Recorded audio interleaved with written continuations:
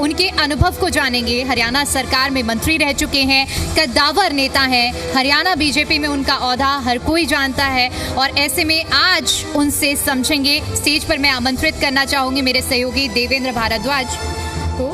देवेंद्र, बहुत बहुत स्वागत है आपका भी स्टेज पर। तमाम मुद्दे होंगे और तमाम मुद्दों पर आज हम बात करेंगे, चाहे बेरोजगारी हो चाहे कुछ भी, हम सारे मुद्दों पर बात करेंगे। और इसी के साथ साथ मेरे सहयोगी को मैं रिक्वेस्ट करूंगी दीपिका को कि वो भी मंच पर पहुंचे। And over to you Deepika, आप सवाल होंगे और साथ ही साथ जानने की कोशिश की जाएगी कि गुरुग्राम को लेकर के आगे क्या कुछ रोड मैप सरकार की तरफ से आगे क्या कुछ तैयारी की गई है। Over to you Deepika and Devendra. शुरू करते हैं। बहुत शुक्रिया सोनाली। दलाल साहब, शुरुआत करते हैं। गुरुग्राम की जब हम बात कर रहे हैं तो सबसे पहले गुरुग्राम से ही बात करते हैं। क्या गुरुग्राम के जो सपनों की आज हम बात कर रहे हैं, आपको लग रहा है कि गुरुग्राम उस गति से आगे बढ़ रहा है और सब कुछ ठीक चल रहा है यहाँ? देखिए, निश्चित तौर पर गुड़गांव बहुत आगे बढ़ रहा है।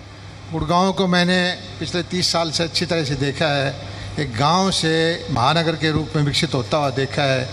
और जब शुरू के अंदर तो बिल्कुल एक छोटा सा गांव था, यहाँ मारुति आई और धीरे धीरे IT का सेंटर आया, कॉल सेंटर आए और आज ये कि वैश्विक शहर बनते हुए गुड़गांव को मैंने देखा है। और बड़ी खुशी की बात है कि हमारा हरियाणा का ये मस्तिष्क है, सिर है, ताज है और हरियाणा का नाम दुनिया के अंदर रोशन करने जा रहा है। सर, भिवानी से लेकर गुरुग्राम की बात की जाए तो ये कहा जाता है कि हरियाणा पूरी तरह से विकास कर रहा है पिछले कुछ सालों में और कई विकास कार्य हुए हैं। आपने क्या बदलते देखा, क्योंकि एक कृषि प्रधान क्षेत्र से उठकर ऐसी नगरी में जहां औद्योगिक नगरी हो, तो क्या वास्तव में ही पूरे हरियाणा लगातार विकास की गति पकड़ रहा है?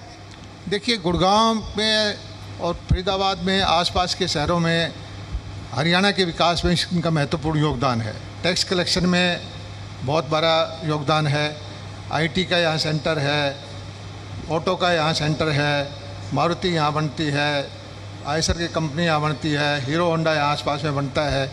मैंने अपनी आँखों से देखा है कि एक छोटे से गांव से शुरू होकर गुरुग्राम को एक पूरा विकसित शहर बनते हुए, और ये ज़रूर है कि यहाँ पर इनफ्लो पॉपुलेशन, लोगों का आना जाना, विकास जो लोग ज़्यादा तेज़ गति से बढ़ रहे हैं, विकास थोड़ा पीछे, इंफ्रास्ट्रक्चर थोड़ा पीछे रह जाता है। दलाल साहब, आपसे मैं ये भी जानना चाहूँगी, क्योंकि आप हरियाणा सरकार में मंत्री रह चुके हैं, एक महत्वपूर्ण पद आपके पास रहा, शहरी विकास मंत्रालय। गुरुग्राम की जब हम बात कर रहे हैं, हम गुरुग्राम में बैठे हैं, तो अब से कुछ ही दिनों बाद हम देखेंगे कि मॉनसून की दस्तक होगी और गुरुग्राम पानी पानी हो जाएगा। आपके हिसाब से कहाँ ऐसी कमी रह गई थी और क्या ऐसी टाउन प्लानिंग में कमियां हैं जिसका खामियाजा आज तक गुरुग्राम को भुगतना पड़ रहा है? ये भी एक सच है सर, गगनचुंबी इमारतों के नीचे का सच। वास्तव में ये तमाम समस्याओं का सामना लोगों को हर बार बारिश में करना पड़ता है। ये सही है कि कुछ ना कुछ, मैंने पहले भी बताया कि लोग ज़्यादा आ रहे हैं, कॉलोनी ज़्यादा बन रही है और इंफ्रास्ट्रक्चर थोड़ा सा पीछे रह जाता है। गुड़गांव के विकास में, गुड़गांव की डेवलपमेंट में प्राइवेट कॉलोनाइजर का ज़्यादा ध्यान है और सरकारी जो infrastructure, sewerage, water supply, drainage में कहीं ना कहीं कमी रह जाती है। लेकिन ये ऐसा नहीं है कि सरकार नहीं कर रही, सरकार कर रही है, जो कमियां आती है उनको दूर कर रही है। लेकिन ये सही मैं मानता हूँ कि कहीं ना कहीं जो डेवलपमेंट है वो तेज़ गति से है, लोगों का आना जाना ज़्यादा है और जो इंफ्रास्ट्रक्चर है थोड़ा सा पीछे रह जाता है। लेकिन जो धीरे धीरे इंफ्रास्ट्रक्चर बनता जाएगा, गुड़गांव एक वैश्विक शहर बनने की तरफ अग्रसर है। फिर मैं इसी से जुड़ा वही मतलब, क्योंकि लगातार सवाल उठते हैं, NCR का हिस्सा है जब गुरुग्राम और NCR का हिस्सा नोएडा है, तो प्लानिंग की जब हम बात करते हैं सिटी प्लानिंग की, तो वही नोएडा है जहां पर हम देखते हैं कि बारिश होती है, पानी भरता है, लेकिन 1 से 1.5 घंटे में ड्रेनेज सिस्टम सुचारू होने की वजह से वहाँ इतनी वाटर लॉगिंग नहीं होती है। गुरुग्राम में तो हम देखते हैं कि लोग घरों से जब निकलते हैं तो 3-3, 4-4 घंटे जाम में फंस जाते हैं। नोएडा का मॉडल दूसरा है। नोएडा सारी ज़मीन एक्वायर करके सरकार ने इंफ्रा बनाया है। यहाँ पर ज़मीनें बिल्डर लेते हैं, डेवलपर लेते हैं, एक कोने में डेवलपर किसी ने कॉलोनी बना दी, दूसरे कोने में किसी ने बनाती, उसको जोड़ने में टाइम लगता है। तो इसी नोएडा का मॉडल और गुड़गांव का मॉडल अलग अलग है, इसलिए यहाँ थोड़ी सी दिक्कत होती है।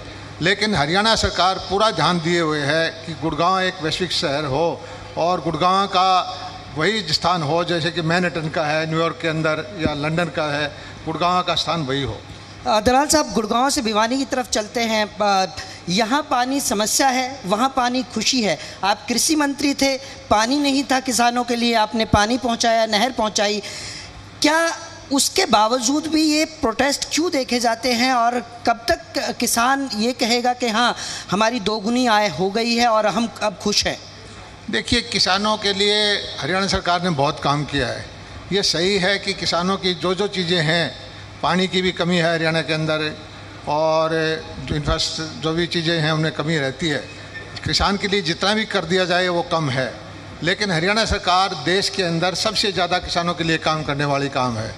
सबसे ज़्यादा फसलें हम खरीदते हैं, सबसे ज़्यादा इंफ्रास्ट्रक्चर जो हमने बनाया किसानों के लिए, खाद का, बीज का, जो और सुविधाएं देने का हरियाणा सरकार ने पूरा काम किया है।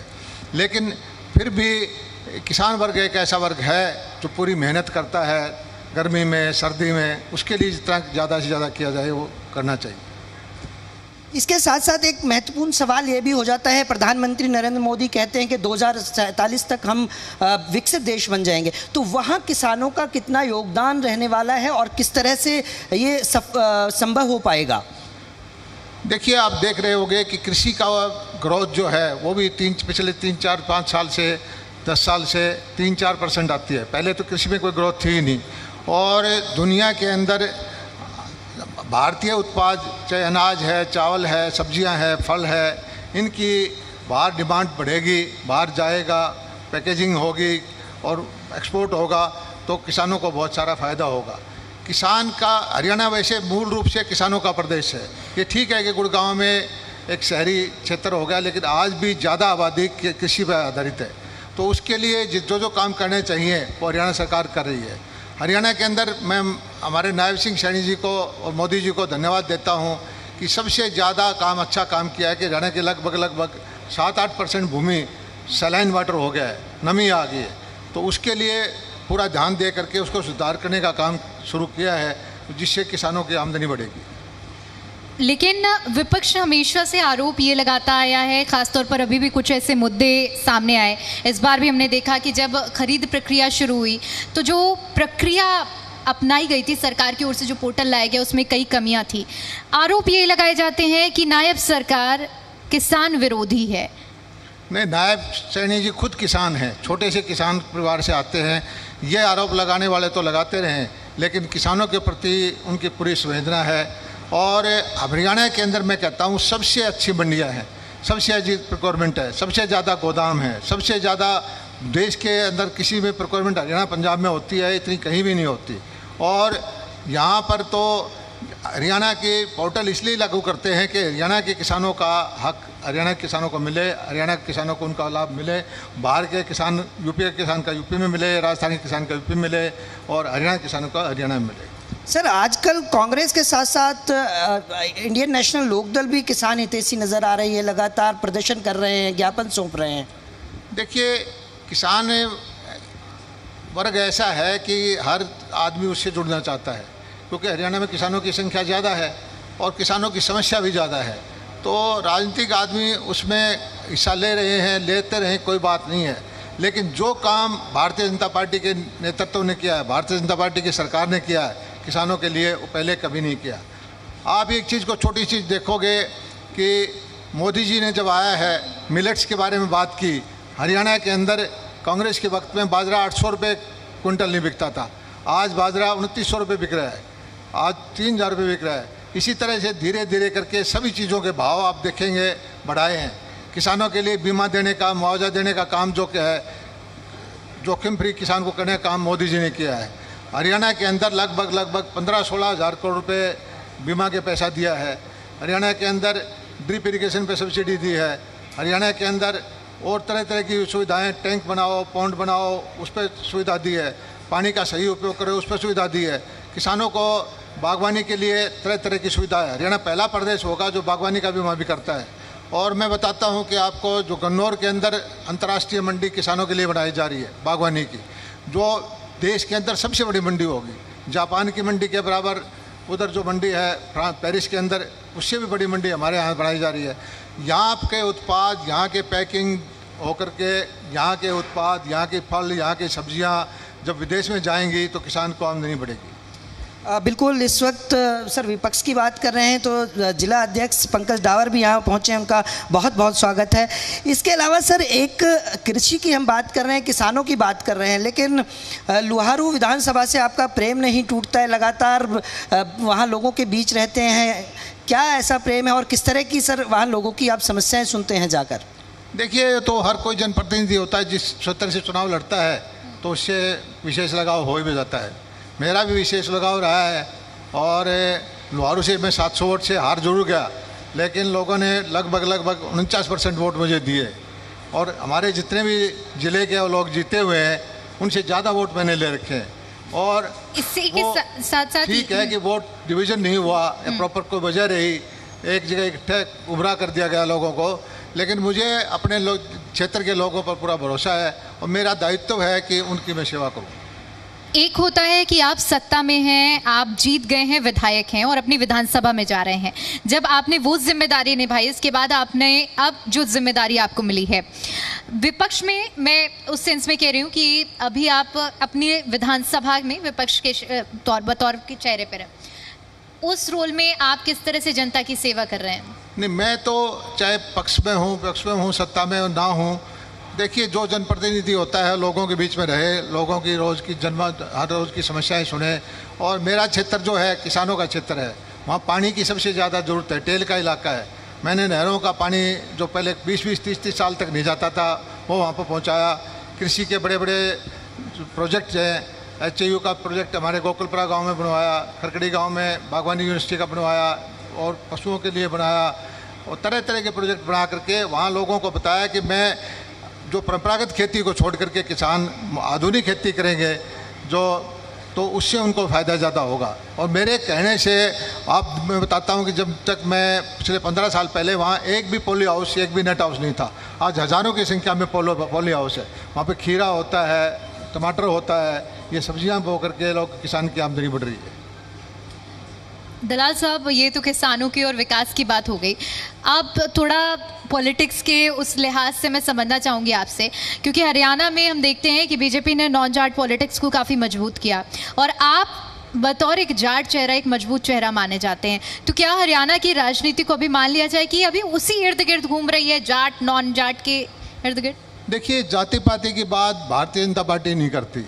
ये लोग जो हमारे विपक्षी हैं वो इस तरह की धारणाएं बनाते रहते हैं कि इस बार जाट पॉलिटिक्स है, इस बार नॉन जाट पॉलिटिक्स है। हम तो हर हरियाणवी की सेवा करने के लिए तैयार रहते हैं और भारतीय जनता पार्टी जो नीति बनाती है उसमें सभी जाति का, सभी वर्ग का, सभी का समान रूप से देख, किसी एक वर्ग को, किसी एक ज़िले को, किसी एक नेता के क्षेत्र को देख के नीतियाँ नहीं बनाती जो पहले होती थी। सबके लिए समान विकास की बात करते हैं और सबका समान विकास होगा, सब साथ साथ तरक्की करेगा, हरियाणा का समुचित विकास होगा, तभी हरियाणा आगे बढ़ेगा। प्रदेश अध्यक्ष अभी बनी हैं अर्चना गुप्ता, आपकी महिला प्रदेश अध्यक्ष हैं दूसरी। किस तरह से देखते हैं कि आदि आबादी को और किस तरह से मजबूती मिल पाएगी, सशक्तिकरण हो पाएगा? देखिए, मैं बहुत खुश हूँ। पहली बार मुझे लग रहा है कि एक बिल्कुल शिक्षित, डॉक्टर पढ़ी हुई, गोल्ड मेडलिस्ट लड़की को बनाया गया है और थोड़े ही दिन पहले वो जिलाध्यक्ष थी। और मैं समझता हूँ कि मोदी जी का जो लक्ष्य है आदि आबादी को हिस्सेदारी देना, राजनीतिक हिस्सेदारी देना, उसको रिजर्वेशन भी देना, उसके दिशा में आगे कदम है। और मैं बधाई देता हूँ अर्चना बहन को कि वो इस पद पे आई और इस महिलाओं की आवाज़ को और सशक्त करेगी। आप वित्त मंत्री भी रह चुके हैं, आपके अनुभव से मैं जानना चाहूँगी और समझना भी चाहूँगी, हमारे दर्शकों को आप ज़रा बताएं कि वित्तीय लिहाज से भी कई तरह के आरोप लगाए जाते हैं। चाहे हम किसी हाल फिलहाल में अभी जो पंचकुला में हमने देखा कि बैंक घोटाला सामने आया है, बतौर एक वित्त मंत्री आप राज्य की व्यवस्थाओं को किन लिहाज से आप बताएंगे कि आपके दौर का और अब के दौर का बदलाव? देखिए, हरियाणा की वित्तीय स्थिति बाकी प्रदेशों से बहुत बेहतर है। जो गवर्नमेंट ऑफ इंडिया के पैरामीटर हैं उसके अंदर ही हम काम करते हैं और ये ज़रूर है कि छोटे मोटे बैंक के कुछ न कुछ गड़बड़ हुई है तो तुरंत मुख्यमंत्री जी ने संज्ञान लिया, उनके खिलाफ कार्रवाई की, CBI को केस दे दिया, ED उनके पीछे लगी हुई है। इतने बड़े सिस्टम में कहीं ना कहीं कोई काली भेड़ होती है तो पकड़ दिया जाता है, उनको भुगतना पड़ेगा जिसने गलत किया है। लेकिन विपक्ष एक आरोप भी लगाता है, आप लोगों ने कई ऐसी योजनाएं, अभी महिलाओं को 2100 रुपए देने की जो शुरुआत की गई लाडो लक्ष्मी योजना, उसमें जिस तरह से डिस्ट्रीब्यूशन किया गया तो सही मैनेजमेंट ना होने का, बजट का ये आरोप भी लगा विपक्ष की तरफ से। और भी ऐसी स्कीम्स हैं जिस पर विपक्ष ये आरोप लगाता है कि सही तरीके से मैनेजमेंट नहीं किया जा रहा है। देखिए, हरियाणा सरकार को बने हुए लगभग 1.5 साल हुआ है। यही महिलाओं को पैसा देने की बात पहले पंजाब में की, आम आदमी पार्टी ने, आज तक पैसा नहीं दिया। हिमाचल में कांग्रेस पार्टी ने की, आज तक पैसा नहीं दिया।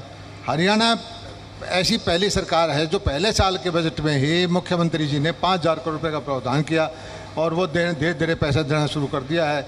और हमारी कोशिश ये है कि पूरी महिलाओं को जो उनका हक है, जो हमारा कहा गया है, वो उनके तक पहुँचे। बीजेपी लगातार चुनावी मूड में रहती है। अभी पश्चिम बंगाल आपने जीता, इसके बाद अब पंजाब की तरफ रुख लगातार नज़र आ रहा है। क्या आपकी भी ड्यूटी लग गई है और क्या पंजाब में रहने वाला है इस बार?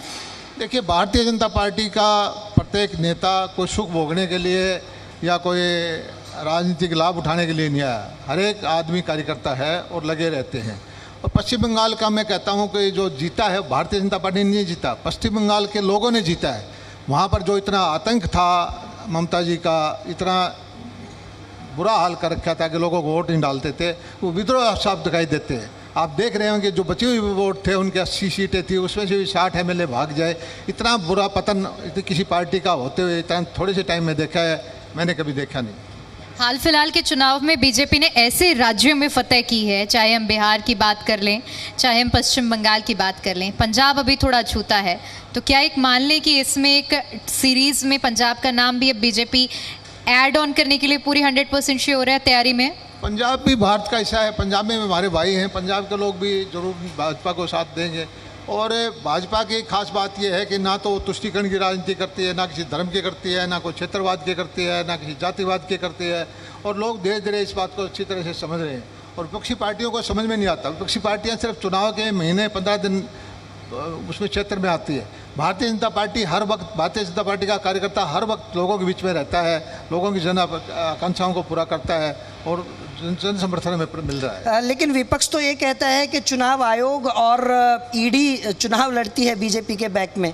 ये दुर्भाग्य है कि जहाँ जनता पार्टी जीत जाती है तो किसी तरह के आक्षेप लगाते हैं, जहाँ इनकी जीत हो जाती है वहाँ सब कुछ ठीक हो जाता है। टाइमिंग को लेकर तो सवाल उठते हैं ना कि अब पंजाब में चुनाव आ रहे हैं तो वहाँ पर रेट पड़ने लगी। कि यही चुनाव आयोग केरला में था, यही उधर कर्नाटका में था या तमिलनाडु में था, वहाँ तो चुनाव आयोग और सब चीज़ें ठीक हो जाती हैं और जहाँ भाजपा जीत जाती है वहाँ खराब हो जाते हैं।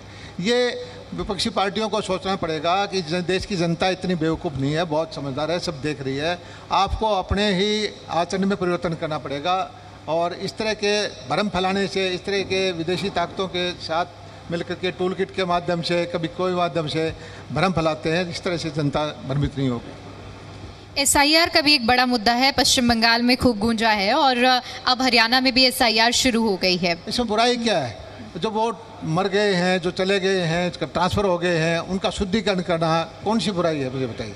और आजकल तो किसी को ऐसा तो नहीं है कि जो लेजिटिमेट वोट है, जायज़ वोट है, उसको ना बनाए, कोई है ही नहीं। नाजायज़ वोट है, जो वोट वहाँ पर रहता नहीं है या मर चुके हैं, उन्हीं को तो काटना चाहिए। और इसी वजह से परसेंटेज ज़्यादा आ रही है कि जो ज़्यादा वोट थे, मरे हुए वोट थे, कट गए, तो 94-93% ऐसी हाईएस्ट परसेंटेज आ रही है। और लोग, इतने लोग वोट डाल रहे हैं और उनके परिणाम आए हैं, उसको भी अगर विपक्ष नकारना चाहती है तो विपक्ष की मानसिकता में कुछ खराबी है। आजकल कॉकरोच भी बहुत प्रचलित है। कॉकरोच नहीं है, दुनिया की कुछ ताकतें भारत की प्रगति से परेशान हैं, वो किसी न किसी रूप में सरकार को अस्थिर करना चाहती हैं। लेकिन भारत एक इतना बड़ा देश है, इतना समझदार जो नौजवान है, जैन जी हमारी समझदार है, यहाँ पर ये चीज़ें नहीं चलने वाली। ये ज़रूर हर वक्त कुछ न कुछ देश विरोधी ताकतें कोशिश करती रहती हैं, लेकिन मोदी जी ने 12 साल में जो काम किया है, जो प्रगति की है, आज भी पिछले कल भी न्यूज़ आई है कि हमारी चौथी छमाही के 7.8% की GDP आई है। दुनिया में इतनी कहीं भी नहीं है। सारी दुनिया के बड़े बड़े जो देश हैं उनकी GDP कम है, हमारी इतनी समस्याओं के बावजूद हमारा देश प्रगति कर रहा है। दलाल साहब, अब ये तो बात हो गई बहुत सारे मुद्दों की। अब सरकार में क्योंकि आप लोगों को आए हुए समय हो गया लगभग, अब हम देखेंगे कि 1.5 साल का समय हो चुका है। 1.5 सालों में इस कार्यकाल की अगर मैं बात करूं तो कितना संतुष्ट कर पाए जनता को आप लोग? देखिए, सबसे पहले तो हमारे मुख्यमंत्री जी का मेहनत, हंसमुख चेहरा, रात के 2-2 बजे तक जनता से मिलते हैं, और जो हमारा जो काम करने का मैंडेट था उसमें से बहुत सारे कार्य हमने कर दिए, कुछ हम कर रहे हैं, कुछ हम कर देंगे। 5 साल के अंदर जो हमने कहा है हम सब करके दिखाएंगे, जनता के बीच में जाएंगे, और जनता को हमारे ऊपर भरोसा है कि हम जो कहते हैं वो करते हैं। यही भारतीय जनता पार्टी की खूबी है। इसके अलावा देखा जाए तो लगातार जिस तरह से अब हम अलग अलग जगह की बात कर रहे हैं, लेकिन एक वाकया अभी का है जिसमें अर्जुन चौटाला अधिकारियों के साथ जिस तरह का व्यवहार करते हुए नजर आए। क्या लगता है, मतलब कहीं ना कहीं अधिकारियों की कमी है या फिर राजनेता इतना हावी हो जाता? और इसी पर मैं ये भी ऐड ऑन करूंगी कि उसके बाद विपक्ष ये भी कहता हुआ नजर आया कि अगर कोई अधिकारी है तो क्या वो विपक्ष की बात नहीं सुनेगा। वाकया था कि जिलाधिकारी निकले नहीं थे ज्ञापन लेने के लिए। देखिए, ये परसेप्शन क्रिएट करना चाहते हैं। अधिकारी भी हमारे भाई हैं, उनकी भी अपनी ड्यूटी है। विपक्षी नेता हैं वो ठीक है अपनी बात उठाएं, बेकार की पब्लिसिटी करने के लिए, बेकार का न्यूज़ बनाने के लिए कुछ लोग करते हैं, वो कोई अच्छी बात नहीं मानता। विपक्ष का आरोप है कि युवाओं के साथ सरकार न्याय नहीं कर रही है। एचपीएससी का मुद्दा उठाया जाए, बाहरी को यानी कि हरियाणवियों को तवज्जो नहीं दी जा रही है, लेकिन बाहरियों को बहुत तवज्जो दी जा रही है। कह रहे हैं कि बीजेपी शासित जितने भी राज्य हैं वहाँ के युवाओं को ज़्यादा उनका सिलेक्शन हो रहा है। एचपीएससी के चेयरमैन को लेकर सवाल उठा रहे हैं। देखिए, विपक्षी नेताओं को ये सोचना चाहिए कि हरियाणा के लोगों को भी राजस्थान में रोज़गार मिलता है, यूपी में रोज़गार मिलता है, हरियाणा के लाखों लोग दिल्ली में रोज़गार पाते हैं। ये देश एक है, इसको देश को एक अलग से आइसोलेट नहीं करना चाहिए, और जो प्रतिभा है, जिस प्रतिभा के दम पर नौकरी मिलनी चाहिए, प्रतिभा के दम पर रोज़गार मिलना चाहिए, और वो मिल रहा है। बिल्कुल। इसके अलावा सर देखा जाए तो अब आने वाले दिनों में क्या ऐसा आप लेके आ रहे हैं किसानों के लिए जो और बेहतर हो पाएगा? किसानों के लिए उनकी आय दोगुनी हो पाएगी, क्योंकि ऑर्गेनिक खेती की बात की जाती है, और कृषि मंत्री रहते हुए आप इन तमाम योजनाओं को लेकर विदेशी दौरे पर भी गए थे। देखिए, मैं बताता हूँ कि आजकल सारा विश्व एक हो गया है। हमारे किसानों को फसलों का विविधीकरण करना चाहिए और प्राकृतिक खेती की तरफ ध्यान देना चाहिए, और नए नए जो ज़रूरत है, आज की डिमांड ज़रूर है। हम सिर्फ गेहूं और चावल को छोड़ करके फसलों के सब्जियां हैं, फल हैं, फूल हैं, इनकी खेती करनी चाहिए, और ऐसे प्रोडक्ट बनाएं जो विश्व स्तर पर हमारी प्रतियोगिता में भाग लें, वहाँ पर अच्छा भाव पड़े और किसानों की आमदनी बढ़े। और अन्य मुद्दों में जब हम बात करेंगे तो ऐसी क्या अभी तक आपको लग रही हैं कि चुनौतियां आप लोगों के सामने आई हैं जो अब तक जनता से किए हुए वादे और उम्मीदों पर अभी तक नहीं खड़े हुए हैं, लेकिन अभी समय है वो रोड मैप तैयार करने के लिए? देखिए, चुनौतियां तो बहुत हैं। चुनौतियां गुड़गांव का ये सारा इंफ्रास्ट्रक्चर है, इसको सही दुरुस्त करना है, और आगे एआई का ज़माना आ रहा है, लोगों को शिक्षा की व्यवस्था को बदलना है, एआई के पढ़ाई पढ़े, रोज़गार के साधन अलग से बदलेंगे, और हर एक आदमी को ऐसी व्यवस्था हम खड़ी करें कि हर ज़िले के अंदर वहीं उसको रोज़गार मिले, वहीं उसको कमा के खाने का साधन मिले, और हमारे जो युवा पीढ़ी है, जेन जी है, वो कमाने खाने लायक हो जाए। और ख़ासकर जो नशा है, हमारे पंजाब के बॉर्डर की तरफ से नशा का बहुत ज़्यादा प्रचलन हो गया है, उसको रोकें। हरियाणा खेलों की भूमि है, खेलों की तरफ ध्यान दें। और मैं तो एक चीज़ कहता हूं कि भारत का भविष्य उज्जवल है। हमारा प्रधानमंत्री जी ने 2047 तक विकसित भारत बनाने का जो संकल्प लिया है, निश्चित तौर पर भारत विकसित होगा, और भारत विकसित होगा तो सारी समस्याएं धीरे धीरे करके कम होती जाएंगी, और आने वाली पीढ़ी भाग्यशाली है कि वो विकसित भारत के अंदर वो अपने जवानी की उम्र में होंगे। अभी हाल फिलहाल में कुछ दिनों पहले सरकार की ओर से एक स्कीम चलाई गई है जिसमें हरियाणा के कुछ ऐसे किसान हैं जिन्हें प्रशिक्षण के लिए साउथ ले जाया जाएगा, वहाँ की टेक्निक सिखाई जाएगी, उसको यहाँ पर इम्प्लीमेंट किया जाएगा। तो क्योंकि आपका अनुभव कृषि मंत्री के साथ साथ होने के साथ साथ, तो आप कैसे इसे देख रहे हैं? कितना असरदार ये किसानों के लिए रहेगा? ड्रोन टेक्निक भी उसमें शामिल है? नहीं, ड्रोन तो ऐसा है कि ड्रोन का ज़माना तो आजकल आपने देखा ही होगा कि युद्ध के टाइम में भी, कृषि में भी, हर चीज़ में ड्रोन का उपयोग हो रहा है। आज के सारी लड़ाई ड्रोन से होने लगी है और मैंने भी ड्रोन का बहुत प्रचलन किया और हमारी ड्रोन दीदी बनाई, रोज़गार का हमने उनको ड्रोन के ट्रेनिंग दिलवाई, उनको ड्रोन फ्री में दिलवाए और कि खेती को भी बिल्कुल आधुनिकीकरण करना ज़रूरी है। खेती का आजकल मैंने देखा है कि एक एक पॉली हाउस में, एक एक नेट हाउस में, जो इधर समालखा के अंदर मेरे एक फार्मर है, 15 लाख रुपए के 1 एकड़ के अंदर उसने लीली के फूल बेचे। तो खेती को हमने परंपरागत खेती को बदल करके जो आधुनिक खेती है, जो बाज़ार की ज़रूरत है, बाज़ार की डिमांड है, उसकी तरफ जाना पड़ेगा। और जो इसकी खाद का, बीज का प्रयोग कम से कम करके जो खेती का नई नई चीज़ें हैं उसकी तरफ अपनाना पड़ेगा। और इसका जो परंपरागत खेती को छोड़ के नई खेती करेंगे तो किसानों की आमदनी ज़रूर बढ़ेगी। बहुत बहुत शुक्रिया दलाल साहब आपका हमारे मंच पर आकर तमाम मुद्दों पर बात करने के लिए और अपना कीमती समय देने के लिए।